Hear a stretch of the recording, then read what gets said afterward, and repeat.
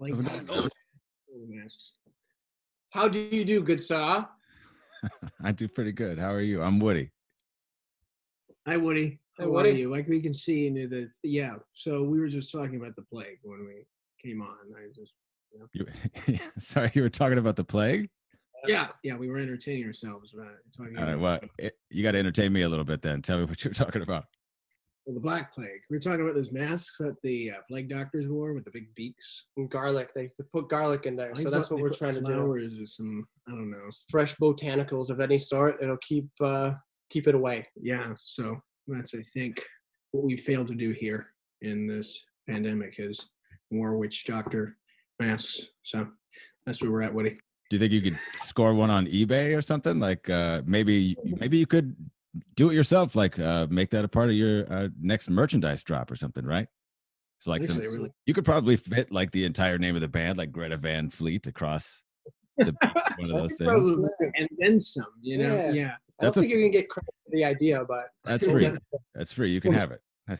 Unless you're recording this, which I think you are, and then in that case, maybe you could take this to court. I didn't say that. I retracted the statement.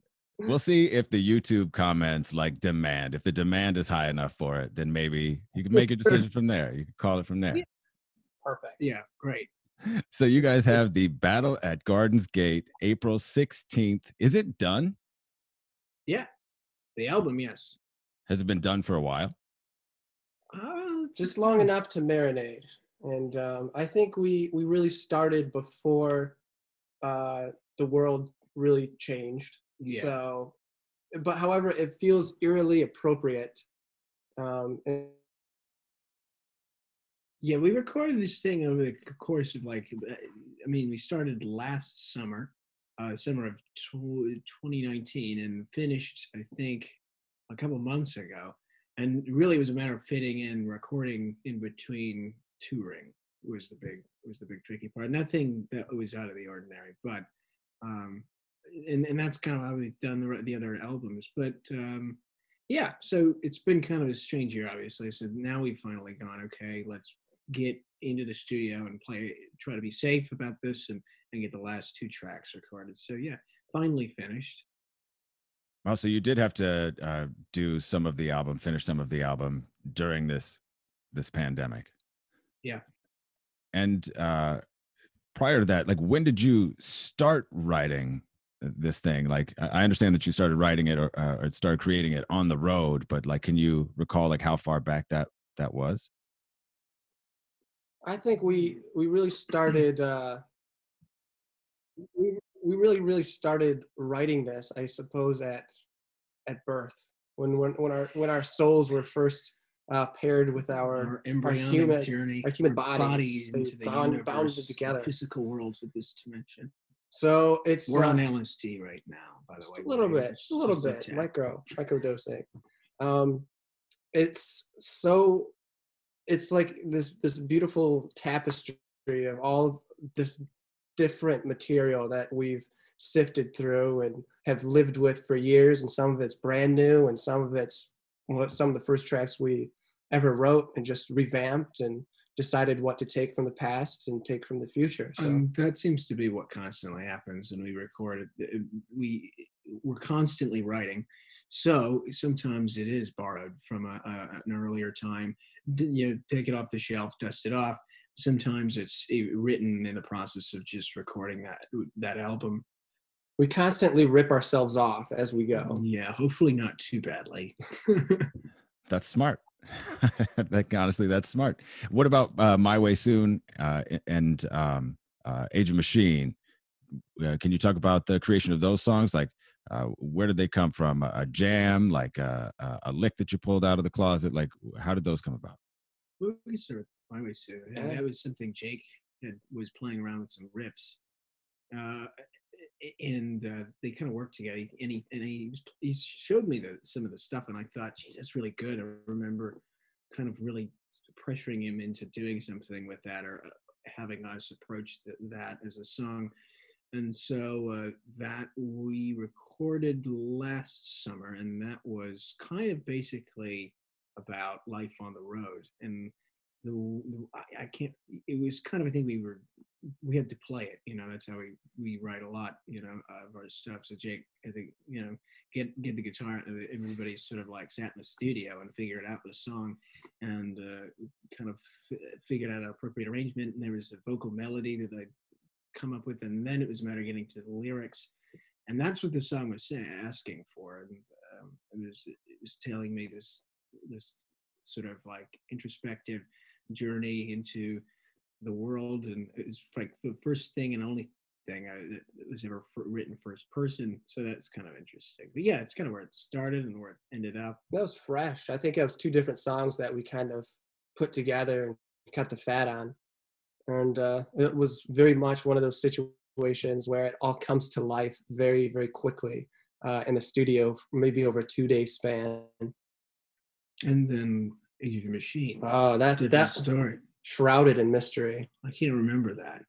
Do you remember that? Those were dark times. Those are very dark times. Yeah. We went up and retreated like we always do in a mystical cabin in the woods. And it all started with the opening riff. And that's where the entire dark nature and beauty of the song sprouted from, that one little tiny seed. So we essentially shut ourselves in this cabin for 2 or 3 weeks. And that's one of the things that we came up with. Yeah, actually, there was a couple. We decided, there was time. Okay, we'll just have a break from touring for maybe 2 weeks it was, and then it was like back on the road. So it's kind of, well, let's take that time to figure out what we want to do next, because I believe Anthem of the Peaceful Army was already rolled out. Oh yeah. So we got together and kind of just played around with some ideas, and that was one. And so again, it was just, that's kind of seems to be the way that we write most often, is that everybody just has to kind of get together and figure out what this is and do their thing in it. And but it's really intense. It's really intense getting so close to something like that. You have to find a way to kind of understand that that is an extension of yourself in some way or another, and that is not you.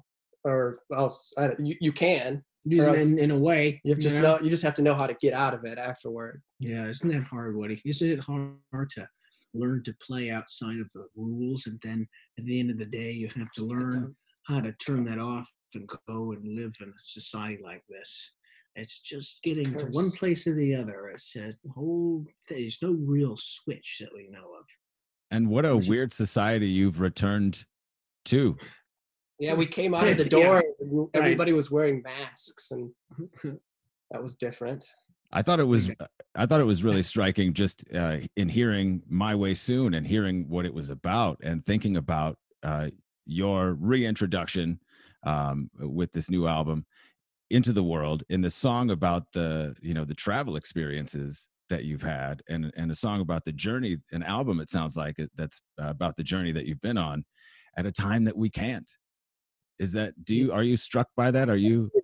Yeah, I thought there was a lot of irony in that. I thought, is this even an appropriate song for this time? But I think it is a little bit retrospective, and I think there's hope for the future in it, and it kind of invites people to sort of reevaluate things when we can go back out into the world and be together, to have a new perspective on it, and to take on that freedom you really do have in going out and having your own journey and your own voyages and all that, And also, I think a lot of people have forgotten what it means to be nostalgic and what it means to love life, because a lot of people are not in that headspace right now.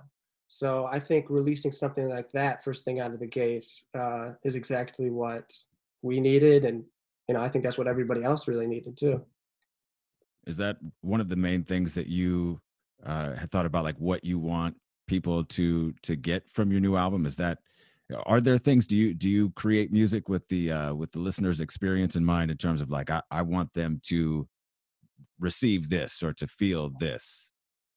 I think a little bit. Yeah, sometimes, definitely. Yeah, I think it's a bit of both, right? Absolutely. It seems to be like, as an artist, you feel a certain way, and then that if you feel that way, somebody else is going to. And I'm so surprised so often at how that is so true, and how people really get what you mean. And it's surprising, because I don't often expect it. I continue to get Because taken aback by that. Josh is very hyper speech, and he really always wants people to Long-winded. yeah, let's say that. He always wants people to understand exactly what he's saying. He doesn't usually pick up his phone, but when he does, I'll get a text like this long. I'm like, oh, okay, that's pretty extensive. So it's just amazing how it transcends these words that could mean really a lot of different things. But it's a feeling, and in our experiences, it always seems to translate. And when you get too far away from being a listener and just being a player, that kind of steps into the bounds of like progressive rock and stuff that is much less digestible. So I think it's just being in touch with being a musician and a writer and understanding what that means to the listener. I think, what was it, Paul McCartney said something that it would be a little selfish if you weren't writing something for other people too. Exactly. So in a way, it's a weird balance. It's like, but I think it's, you said you have to connect with your art, and again, it's like there's that human in you that knows that there are other people that are going to feel a certain way. But then if you step too close to the listener's perspective, yeah, then you're kind of manufacturing something, exactly. and it's not honest, and that's not art.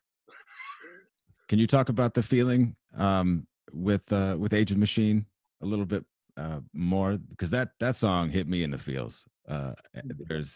There's something really deep, like that depth of feeling to that. Can you talk about it?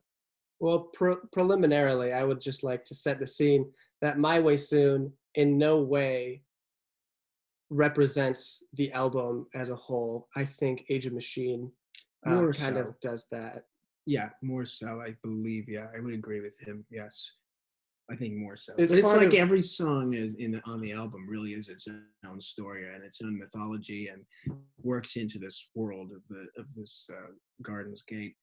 But yeah, Age of Machine was based off of a lot of that dystopian literature that I was really getting into. I mean, at some point pretty heavily, but ultimately it's kind of like a through line that seems to be a lot of literary interest from time to time. It's like, okay, yeah, it's like what would it be, like George Orwell, 1984, and Huxley, Brave New World and Island, and that kind of stuff puts a lot of things into perspective. Perhaps societally. Dune. Yeah, Dune, in a way, yeah, actually. Who did that?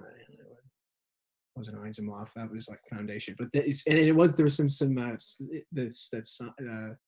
science fiction aspect to it. And Jake would kill me if he knew I was talking about science fiction. We'll just bleep that out.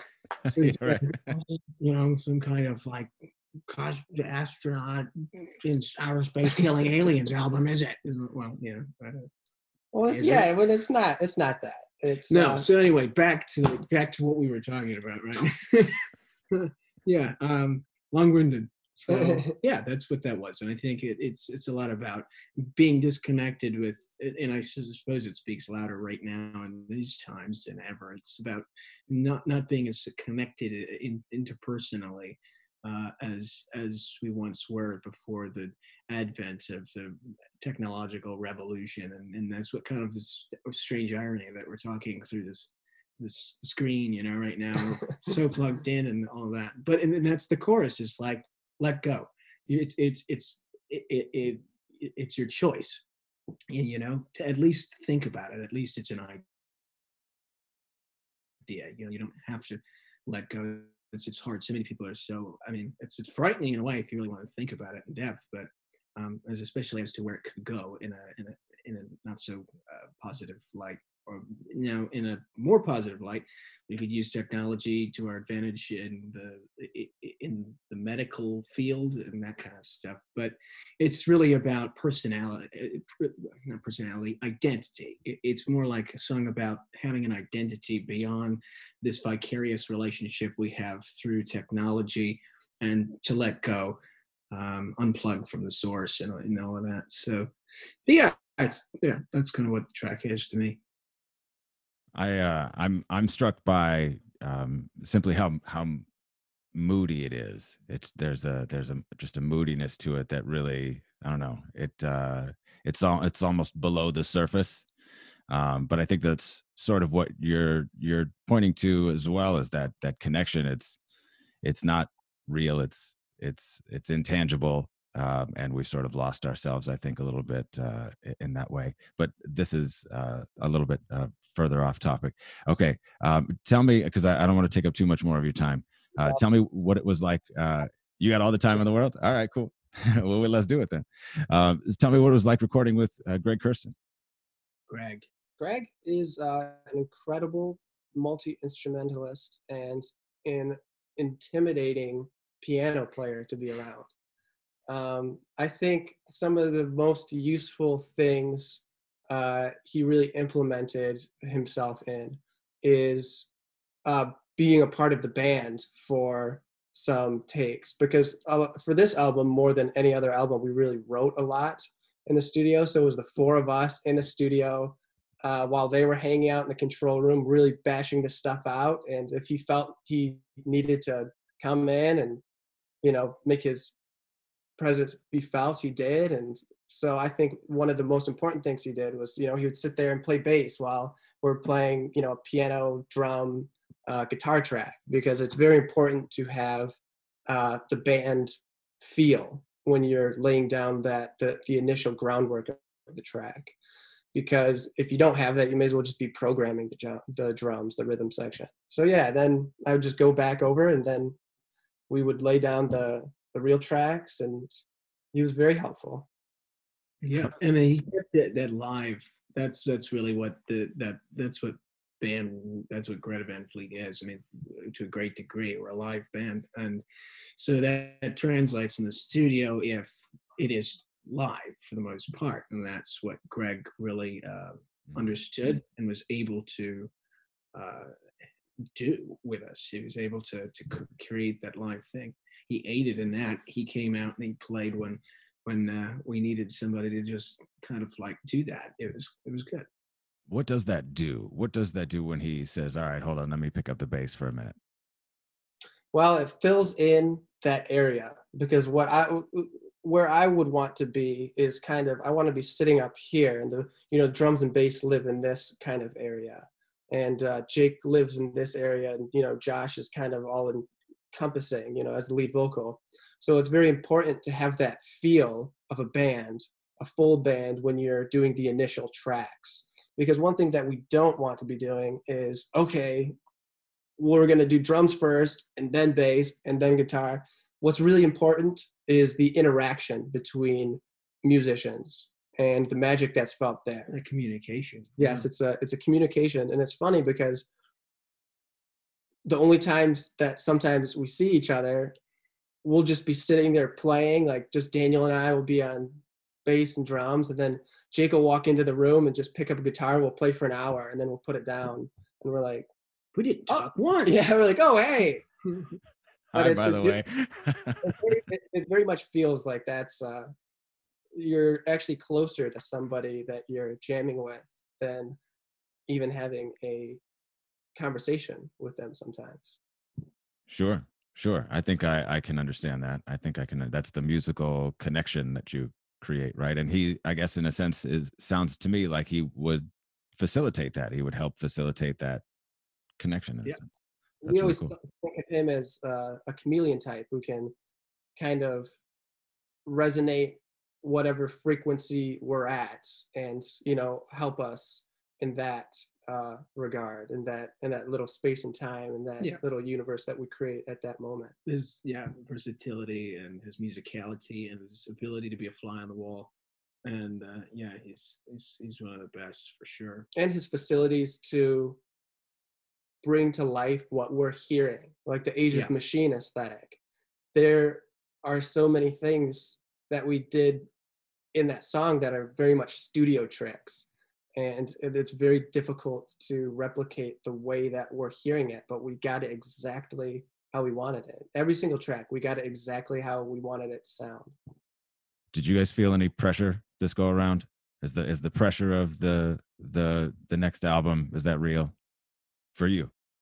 Not this, no. Well, they always say that. Are we supposed to feel something? I don't know, I man. don't know. I Oh don't my feel. God! I don't feel anything. I think so. Yeah, no. I mean, I think the last album was a bit like that. I mean, you know, and the Peaceful Army, kind of like this first full album, and that I felt some pressure on, you know, and we were so brand new, and there are, I mean, so much going on, and we were so much constant touring happening.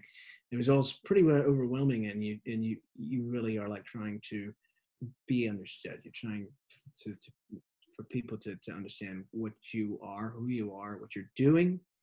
And I think everybody kind of feels that way in the world, but that's what was kind of happening. So on this album, I didn't think that came across so much. I think at some point you say, why am I putting myself through all of this? There's no reason to. I think you just kind of turn that off because it's kind of nonsense to put yourself through something like that. So then it's like, no, we're just gonna do what we do, and that's kind of what this was. It was something that we've wanted to do. I think we kind of sometimes hold back a bit and go, I don't know, people might not, and that's where in that part of our conversation comes back around where you go, I don't think people will understand this just yet. And so I think that now is the time, once we've built this relationship with all of these people, you know, around the world, to be able to put this out. And I think it'll be a little bit more, I think it'll be a little better received. I think people will perceive it better. Is there a growth or anything from the first album to the second? Is anything that informed uh, your experience this time around from the last time? Things that you feel like you did better, or things that you think you maybe executed on or were challenged to do that you would have shied away from previously?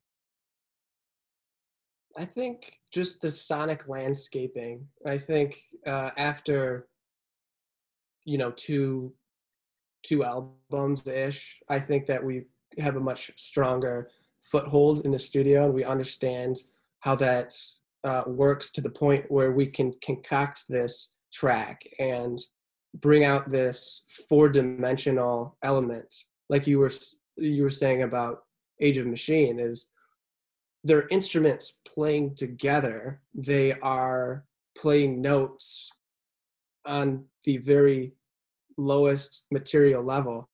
But what happens with the relationship and the energy of the steady pounding drums and the hypnosis of that bass and that guitar, and then things break and things open up, it's kind of reeling in that fourth dimension. Because a lot of the time I hear music that is very face value, and there's nothing wrong with that, but we wanted to go further, and we wanted to create music that is a universe. And with the music that we've actually made this time around, there's this very visual place or places that we had to conjure up, which actually, non-music wise, I think that's something that we really delved into that we haven't before. And that was a big dive to really confidently say, okay, this is That's everything, confidence, right? yes, this is the It's visual like world. shutting fear out, because it doesn't have any place in art if it hinders your